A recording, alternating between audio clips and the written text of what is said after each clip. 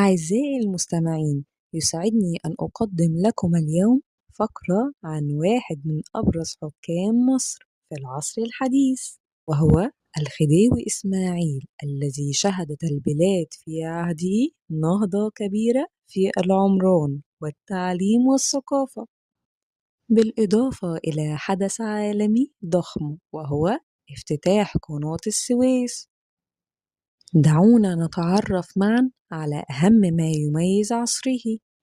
يعد الخديوي إسماعيل من أهم حكام مصر في القرن التسعتاشر، حيث أحدث تطورا كبيرا في العمران والبنية التحتية، وشيد قصورا فخمة مثل قصر عابدين والقبة ورأس التين، وأسس دار الأوبرا وكوبري قصر النيل، وطور الموانئ مد خطوط السكك الحديدية والبريد، وأضاء الشوارع لأول مرة.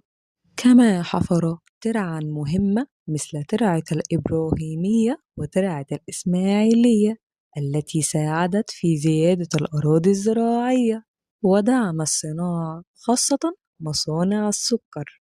واهتم إسماعيل بشكل كبير بالتعليم، فرفع ميزانية نظارة المعارف وأنشأ مدارس كبرى مثل دار العلوم ومدرسة الفنون والصناعات. كما أسس أول مدرسة لتعليم البنات، وهي مدرسة الثانية عام 1873. وظهرت في عصره مؤسسات ثقافية مهمة مثل دار الكتب والجمعية الجغرافية. على الجانب الإداري، حصل على لقب الخديوي رسميا، وأنشأ أول مجلس نيابي منتخب في مصر، وساهم في تطوير القضاء وإنشاء المحاكم المختلطة. كما دعم الجهود المبذولة لمنع تجارة الرقيق.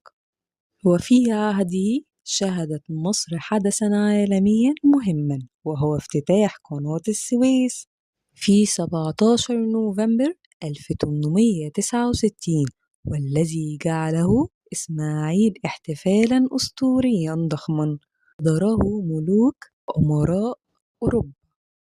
بلغت تكلفة الاحتفال حوالي 2,400,000 جنيه، واستقبلت البلاد أكثر من 100,000 ضيف. وشيدت دار الأوبرا في 5 أشهر استعدادا لهذه المناسبة.